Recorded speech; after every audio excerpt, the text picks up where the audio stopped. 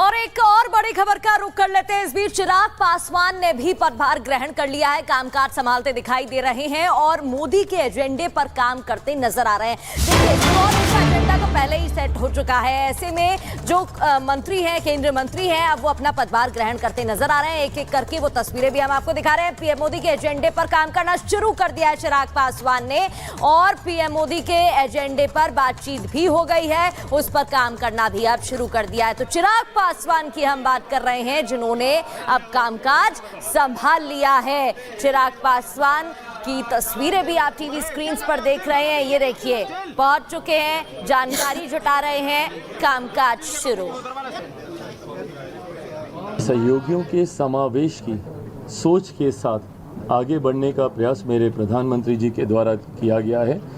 विपक्ष अपने दिल को खुश रखने के लिए तमाम बातें कर तसल्ली अपने आप को दे सकता है, बट हाँ, प्रधानमंत्री जी के द्वारा जो जिम्मेदारी दी गई और ये जिम्मेदारियां दल के आधार पर नहीं होती, व्यक्ति के आधार पर होती हैं। विपक्ष ये आरोप प्रत्यारोप करता रहे, हम लोग सिर्फ काम पर अपना ध्यान केंद्रित करेंगे। ना सिर्फ अगले 100 दिनों की जिम्मेदारी हम लोग के ऊपर है, 5 साल की जिम्मेदारी हम लोग के ऊपर है, बल्कि 2047 तक विकसित देश बनाने को लेकर भी हम लोग उस लक्ष्य के साथ आगे बढ़ रहे हैं।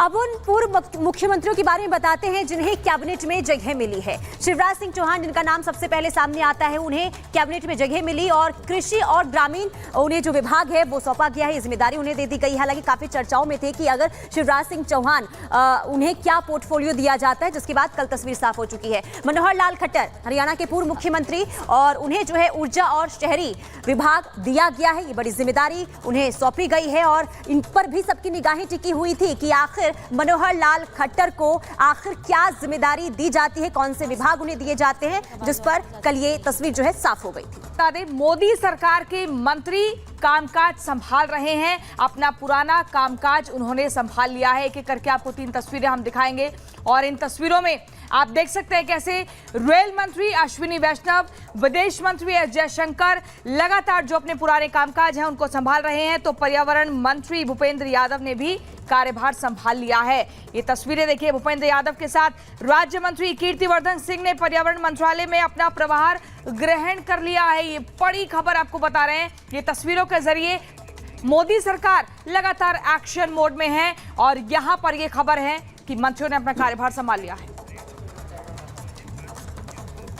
और एक एक करके मंत्री अपना पदभार संभालने लगे हैं। अश्विनी वैष्णव ने एक बार फिर रेल मंत्रालय का चार्ज ले लिया है और पदभार संभालने के बाद उन्होंने कहा कि प्रधानमंत्री को उन्होंने रेलवे में बहुत सारे रिफॉर्म्स किए हैं। पीएम मोदी ने नई ट्रेनें चलवाई, नए स्टेशन अब लगातार बन रहे हैं। 10 सालों में रेलवे में ऐतिहासिक काम हुआ है। पीएम मोदी ने रेलवे में रिफॉर्म्स किए हैं, खास लगाव प्रधानमंत्री रखते हैं रेलवे से। अश्विनी वैष्णव रेल मंत्रालय का पदभार संभालने के बाद उन्होंने ये बयान दिया और ये भी कहा कि पिछले 10 सालों में हमने ऐतिहासिक काम किए हैं रेलवे में सुधार के लिए।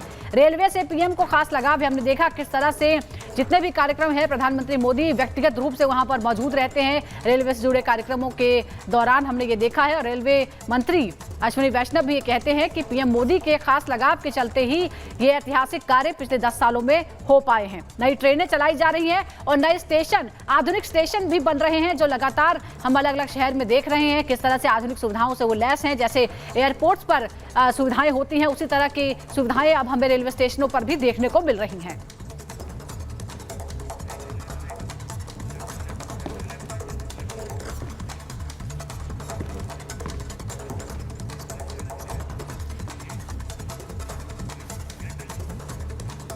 और ऐसे भी देखिए, हम आपको तस्वीरों बता रहे हैं मोदी कैबिनेट में वुमेन पावर। देखिए, निर्मला सीतारमण को वित्त मंत्रालय का जो पदभार है वो वापस मिल गया, यानी कि वही मंत्रालय उन्होंने रिटेन किया है जो पहले भी लगातार वो संभाल रही थी। इस वुमेन पावर के चलते हम आपको लगातार वो नाम दिखाएंगे।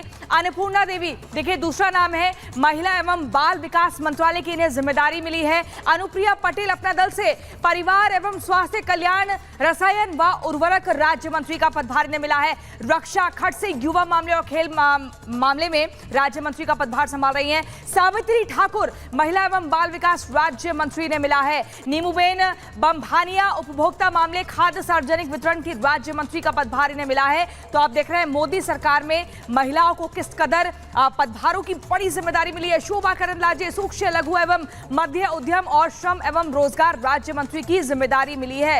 ये विमेन पावर की तस्वीर आप मोदी कैबिनेट में देख रहे हैं और लगातार बड़ी जिम्मेदारियां दी गई हैं। कई पोर्टफोलियोज ऐसे हैं मिनिस्टर्स के पास जो पुराने थे और उन्हीं को रिटेन किया गया है। मुख्य तौर पर सीसीएस की बात करें, लेकिन यहां पर हम आपको विमेन पावर की ये तस्वीर दिखा रहे हैं कि महिलाओं को किस तरीके से बड़ी और महत्वपूर्ण जिम्मेदारी दी गई है। और अब 3 तस्वीरें हम आपको दिखा रहे हैं। राज्य मंत्रियों ने जिस तरह से सुरेश गोपी केरला से पहली बार एक सीट मिली है और उन्हें इसका पुरस्कार भी मिला है, उन्हें जिम्मेदारी दी गई है, राज्य मंत्री बनाया गया है। और उसके बाद कीर्तिवर्धन सिंह को आप देख सकते हैं और साथ ही आप देखिए किस तरह से यहाँ गिरिराज सिंह एक बार फिर मंत्रालय संभालते हुए नजर आ रहे हैं। तो 3 तस्वीरें लगातार कल ही कुछ ही घंटों के अंदर ही कल ही डिपार्टमेंट बांट दिए गए, विभागों का बंटवारा हो गया और आज से सभी अपने अपने काम पर लग गए हैं। सभी अपने काम पर लग गए हैं, अपना अपना डिपार्टमेंट संभाल लिया है। और उसके बाद अब जो बयान सामने आ रहे हैं और जिम्मा लगातार जो दिया जा रहा है, हमने आपको दिखाया कि बीजेपी के कोटे से कितने मंत्री बने हैं वो हम आपको दिखा रहे हैं। और धीरे धीरे हम आपको ये भी बताएंगे कि आखिर जो एनडीए के घटक दल हैं उन्हें क्या क्या जिम्मेदारियां मिली हैं। तो प्रधानमंत्री मोदी को मिलाकर कुल 72 लोगों का भारी भरकम कैबिनेट है। इसमें एनडीए के सहयोगियों को क्या मिला है जरा हम आपको ये बता देते हैं। सबसे पहले देखिए सामाजिक न्याय राज्य मंत्री बनाए गए रामदास अठावले, आरपीआई की तरफ से सहयोगियों को जिम्मा मिला। रामदास अठावले पिछली सरकार में भी मंत्री थे। चिराग पासवान पहली बार इंडक्ट किए गए हैं, उन्हें दिया गया है खाद्य प्रसंस्करण मंत्रालय जो उनके पिता भी संभाल रहे थे।